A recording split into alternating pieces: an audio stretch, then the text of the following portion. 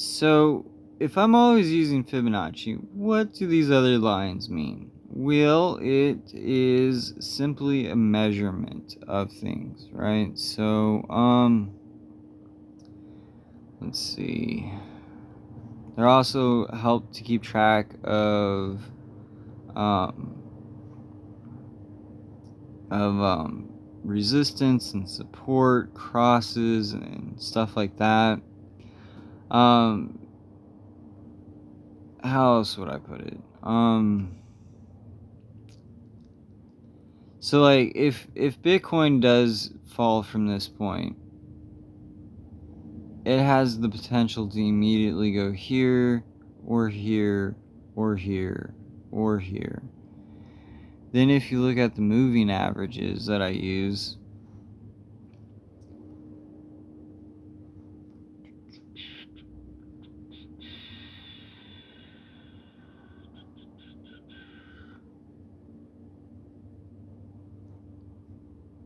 okay, so now we're just looking at the this is not a moving average.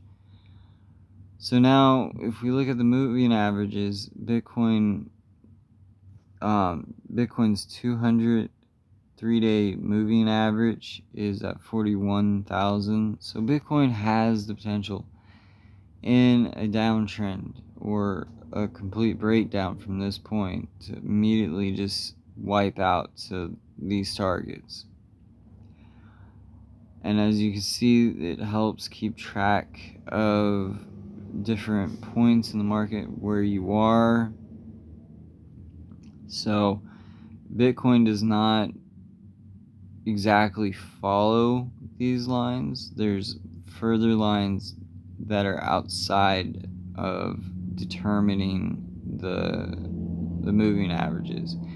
You can paint all the moving averages you want on here, and you can have hundreds of moving averages, and it'd be really, really messy and not really make sense because you're looking for a curve in the blanket when the vortexes move. So the way to really do that is to reduce the information that you're given. So, for example, on here, we can see that, Bitcoin went from a positive vortex to a negative vortex back to a positive vortex. So we really want to find the best ranges that we can outside and above or below, as above as below, right? So if we do common bottom extremes, right? So here we have two different measurements. I don't think this is gonna, yeah, no, it is painting on this time frame. So here we have a measurement, this line that kind of you can vaguely see pop in and out. And then you have the common bottoms, and then you got the top, and then you got the fractal fill. So these are ranges outside of the moving averages, that the best ones we can find, because as you can see, Bitcoin still doesn't always 100% respect these lines, right? And then if we pull up the EMAs,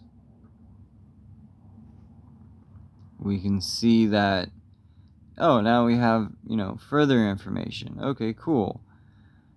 So how do we determine really what's going on? And it's to find the vortexes when these things happen, so you can reduce the information that you have on screen to see where the potentials are. So these are potentials. Also, think of it like a magnet flip. So how would I draw this? So fucking complicated. So it's 5D, so it's a very complicated subject. So okay. So here, we'll do this. Because a five-dimensional shape has a bunch of different views, angles that you can view it from, and it always looks different, but it's always the same freaking thing. So let's get a triangle out. Dude. Fuck.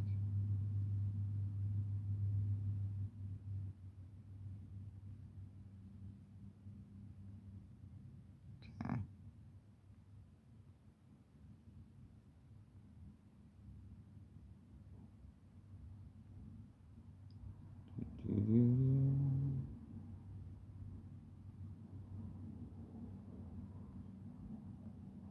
Why isn't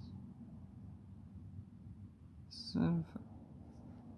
Okay, before I draw too much on the chart, I just want to explain that this is the vortex, or a magnetic field, right? And then this is the plane. Okay, so Bitcoin had a beginning point at some point, so like way down here, right? So Bitcoin's start was down here. That's the wrong way. Something like this, right?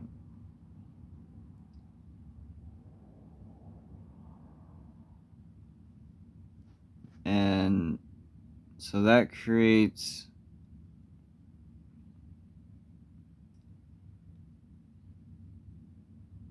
basically like this. Let's draw this a little bit smaller of an angle. We can get that. There we go. Alright, so this is the start of Bitcoin, right? Bitcoin started at, let's say, $300, or let's just say it's, yeah, well, fuck it, yeah, $300, right? So $300 was the start of Bitcoin. So as Bitcoin rises, it's gonna have, hang on. Okay, so that's a little better. So as Bitcoin rises from its start, it's gonna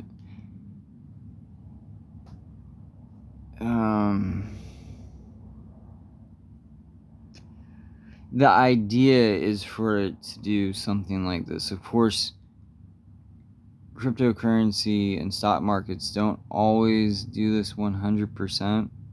Some of them fail and go to almost near zero.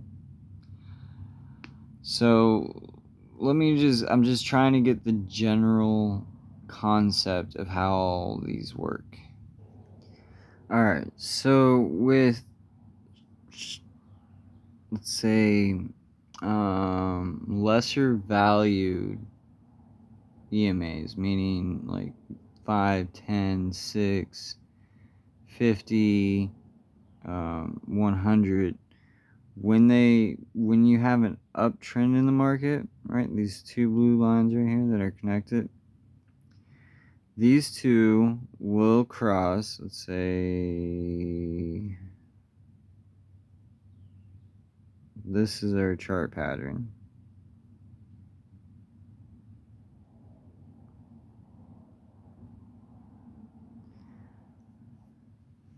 Oops. That's fucking a little exaggerated.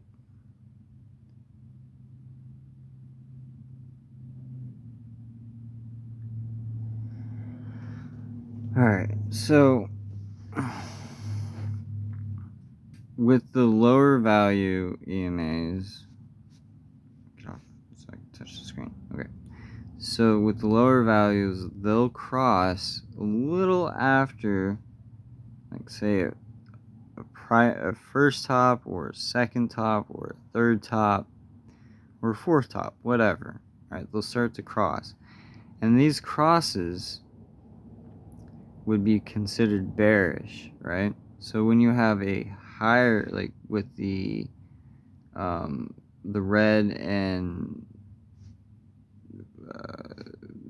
orange, right? These are considered higher, right? But they're not. These, what I'm just trying to explain, EMAs. This is not an EMA. So what happens when these cross? That's when you start to find your bottom, right? So if you're measuring a bunch of EMAs, right? So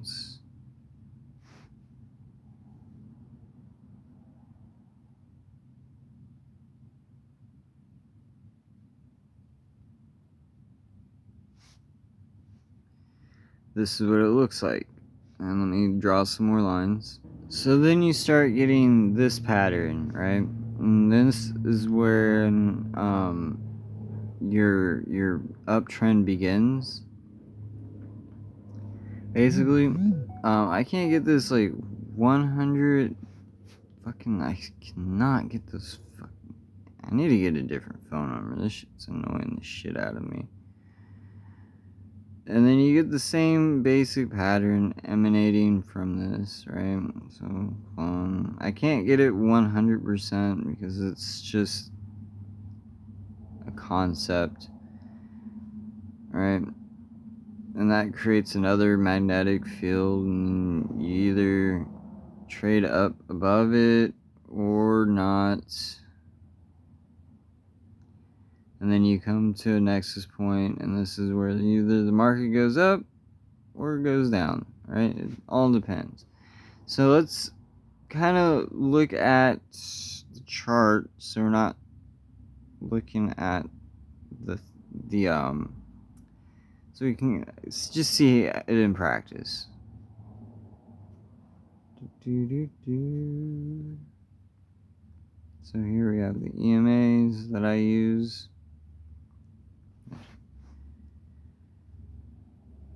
You see how they squeeze together and squeeze together, just like in the example right here. And then boom, it goes up, right? And if I had different EMAs and stuff, you'd see how they kind of follow the chart. They, like the 5, they're just too short and too small for any relevant data. So that's basically what you're doing. Is you're measuring the how do I say this? The moving average of the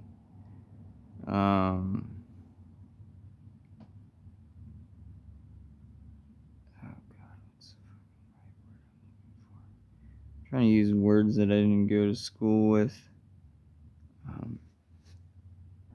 I can't think of the right word to describe it or the right way to describe it, but they collapse and expand and collapse and expand and contract and expand constantly. It really depends on the market sentiment of how the market goes, if it's bullish or not, or if this kind of thing would continue or not. So just think of it that way. If you have momentum moving upwards, you want to continue that. Just know that all things that do go up have the potential to absolutely get wrecked. It does not mean that this pattern is set in stone. That's why I use... I gotta switch. I don't feel like deleting shit. So these move with the chart and are not as accurate as just using the Fibonacci to measure things, because it's more set in stone by the pivots in the Fibonacci. So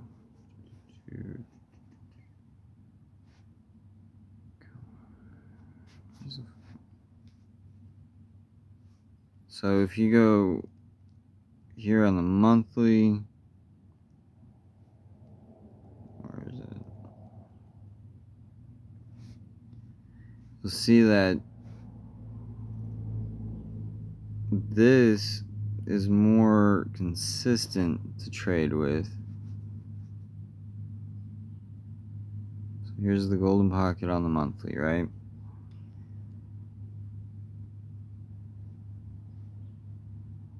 So 2 week, 1 week, 9 days, 3 days, 2 days, 1 day, you kind of got to drop below.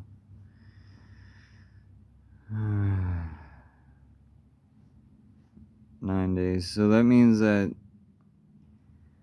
I'm not getting into that right now, but this stays more consistent than using the EMAs.